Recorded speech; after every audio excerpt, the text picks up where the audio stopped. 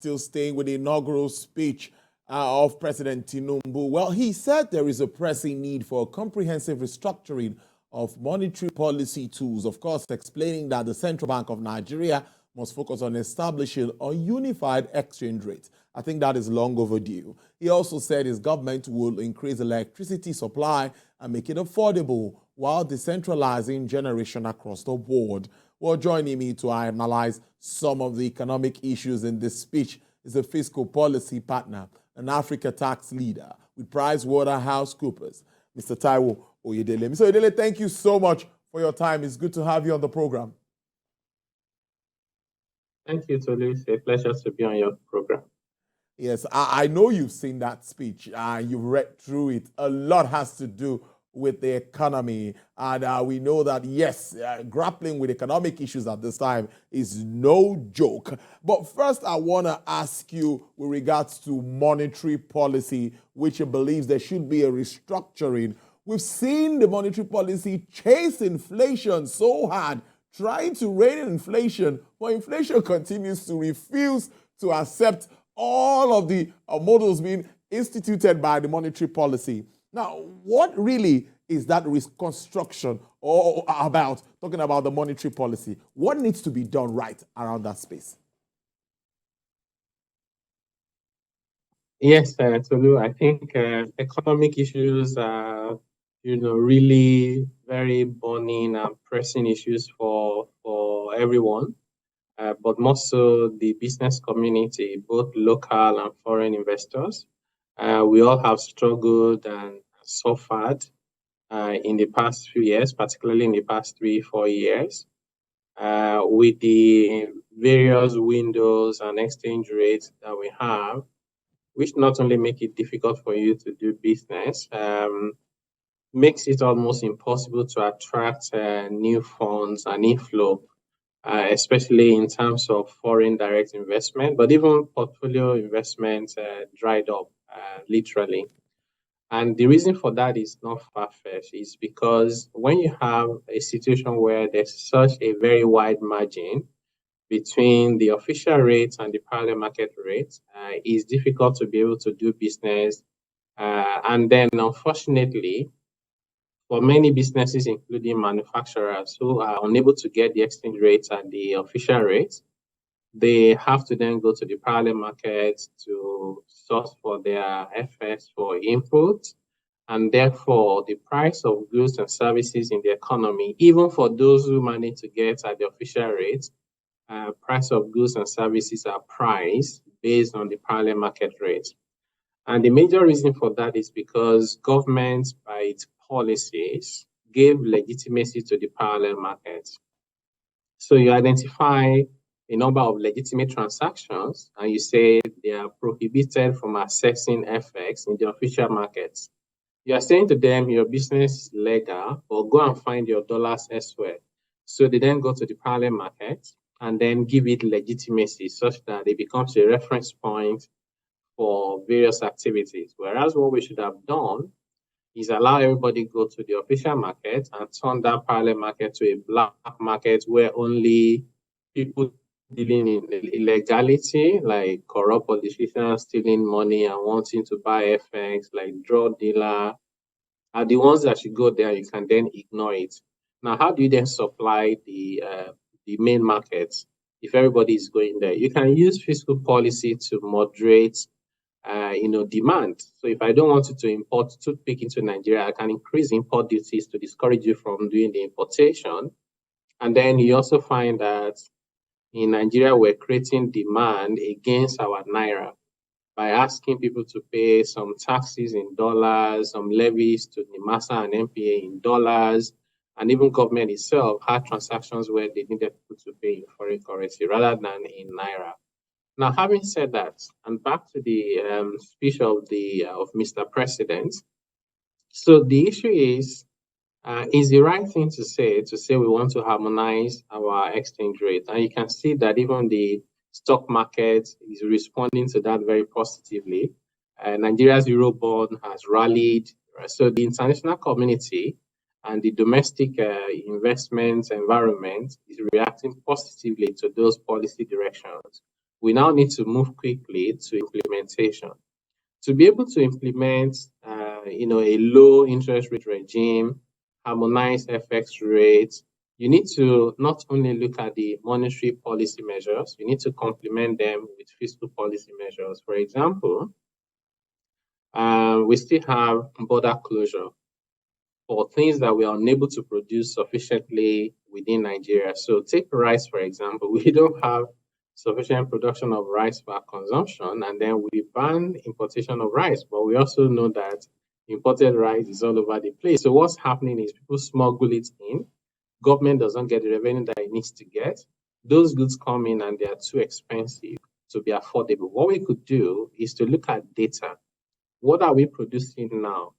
What do we need to consume? How do we get to that point over a period of time? And then you lift the restriction on importation of those items in the short to medium time to try and bridge that gap. So I think a combination of factors also in terms of government needs to stop introducing all manner of taxes, particularly consumption taxes, when you're also trying to moderate inflation, like the excise duty on certain products that they introduced recently. So this government, it's good that Mr. President said he's going to have a lot of coordination. We need that coordination and handshake between monetary policy, fiscal policy, and other economic policies so that they're all focusing on the same outcome and the approach is harmonized such that you're not pulling in different directions per time. That way, we'll begin to see progress in the economy. And once we can restore investors' confidence, foreign currency will flow in that direction from all sources, foreign portfolio investments, foreign direct investments, such that we have sufficient dollar liquidity to stabilize the naira, even though it's harmonized. And that can also result in, a moderation of inflation because, prices of imported goods and services is at the parallel market rate. And if you moderate it properly, what will happen is that the harmonized rate will be less than the parallel market rate, although will be higher than the official rate currently. A great insight into all of that. Let me follow up with electricity. It will be two in one and foreign investment. Now, the president talked about making electricity more available and affordable. And we know our discos have always talked about cost-reflective tariff, which has been a bane to development in that sector. That's on one side. The president also says, investors, I have good news for you. All issues around multiple taxation and all initiatives that are affecting trade will be addressed. What's your reaction to these two very important issues? Yes, electricity is such an important factor for economic growth, for the business environment, and for even the quality of life for people. So I think there are sometimes two conflicting objectives. One is availability, and the other one is affordability. So government has to focus on making electricity available, and then affordability will take care of itself. Because one way of looking at it today is to look at the amount in which we are selling electricity to people from the grid and think that that is the price they are currently paying. Whereas the price they are actually really paying now is the price of generating electricity themselves. Either you are buying diesel or now even petrol. We're spending a lot in generating electricity because the power from the grid is not available, it's not reliable, and therefore people spend more actually generating it themselves. So that is the price you need to compare with the price of when you make electricity from the grid, generally available and also accessible. Now, having said that, I think there's a lot of policy interventions that are required. The reason why we don't have stable power supply is not because the investment is not viable, it's because we have policy issues, whether it's to do with transmission, power generation. You also mentioned pricing is another one. So we need to clean up that policy environment for the power sector.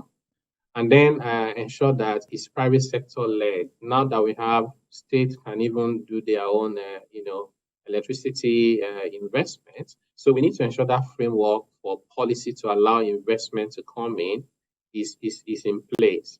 And then once that is there, and then you have competition and you have market setting in, then the price affordability issue will take care of itself, such that in any case, the amount you pay to get power from the grid will be a lot less than you are paying now currently to generate electricity using either diesel or petrol for most people.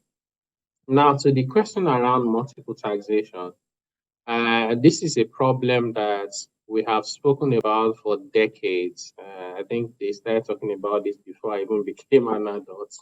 And we tend to talk about it and do very little to address the problem. In fact, the past administration of Mohamed Buhari, especially in the last 4 years of the administration, introduced so many taxes. National Assembly introduced police levy. They introduced Naseni for engineering and information technology was already introduced previously. We also had another one trying to introduce one for NYSC, in addition to education tax, which has been increased. And then you already have the corporate income tax that is there. So we talk about it as a problem, but we keep doing the opposite of what we should be doing. So we've gotten to a point now that even manufacturers pay over 60 different taxes. SMEs pay over 30 different taxes. And then we are surprised that we are not creating employment. So you cannot grow an economy like that if you continue to have multiplicity of taxes. And it's not even just multiplicity of taxes alone. You also have multiplicity of revenue agencies. Almost every MGA, government agency is trying to collect one revenue or the other, which most times they are not very efficient in utilizing and they are not very transparent in how they account for the money. So all of these have to be addressed. So harmonize the taxes. Let there be few, broad-based, easy to collect taxes based on empirical evidence from all over the world. This will give you far more revenue collection than you are collecting now. An interesting part of it is it's a win-win outcome because the people will actually pay less and government will collect more because you remove the inefficiency, the leakage, and the wastage in the process of how we administer it currently. Bearing in mind that when it comes to tax matters in Nigeria, you have the formal taxes that government can address directly, but also government must also pay attention to the informal taxes that are paid to non-state actors mostly, and the implicit taxes where people, after paying their taxes, have to spend their money to do everything that government should be doing for them, including, for example, providing, security and so on and so forth. So these issues must be addressed, and if they are addressed in an effective manner, then we will see an unbelievable amount of results in Nigeria that will reflect not only in GDP growth rate, but also significant employment generation and prosperity for the Nigerian people. Finally, on your side, Mr. Yedele, let's talk about the job opportunities in the digital space. We know that the former president, Buhari, signed the Startup Bill into an act. And it was a law before he left office. So, but all of that, would you say, or how easy would you say it is to create 1 million jobs in that's digital space? Yeah, so it's an interesting one, and I thought it was fascinating that he made it to the speech of the president. The potential for us to generate, job within the digital economy, I think is even far more than 1 million. Maybe 1 million is conservative. And some of it are the global value chain system. So you can actually have a lot of Nigerians, particularly the young ones, sitting in Nigeria in different places from Lagos to Zamfara to Kaduna to Borno to Benue to Anambra, wherever it is they want to sit in Nigeria and get employed by multinationals in different parts of the world. And doing work so you can be in Nigeria physically and be working for an American company, working on American projects, and you're being paid in dollars without leaving Nigeria. That opportunity is there. And there's some companies countries, I should say, are very intentional about this. Countries like India, right? So they develop their people, they provide the right environment, whether it's shared services and all of that. You call some banks and you hear an Indian is speaking to you on the phone. Um, so Nigeria needs to do that. At the moment, we have some impediments as to why we can't do it. The biggest one being tax impediments. Our tax rules suggest that if you hire me today and you're a US company or a British company or a German company, and I'm working for you out of Nigeria, that employer in the US or Germany or UK will get into trouble with the authorities here because they say you must come and file returns, you've created a tax presence in Nigeria, and they start chasing that company up and down. Whereas what we need to do is to test so long as this person is working on engagement that are not in Nigeria, even though they are physically in Nigeria, that person should only just pay their personal income tax in Nigeria and leave that employer alone. If we don't address that problem, they rather go and hire someone from Kenya or from India than hire from Nigeria. We need to create the right, legal framework and policy environment for this to thrive in terms of the skills and the knowledge of our people will compete with any country from anywhere in the world. And therefore, Nigerians would easily embrace this. Employment will come. I think it will be more than 1 million new jobs that can be created. It will earn us foreign exchange. It will earn government tax revenue. And this is something that we should do like yesterday. So I'm very excited that the president has mentioned that. And I hope now that we can move quickly from thought to action in trying to implement these and begin to realize that benefit as quickly as possible. Indeed, it's a good way to wrap up this conversation. I must thank you so much for your time, Mr. Taiwo Oyedele, Fiscal Policy Partner and Africa Tax Leader, PricewaterhouseCoopers. Thank you so much for your time. It's always interesting having you join the program. Thank you for having me.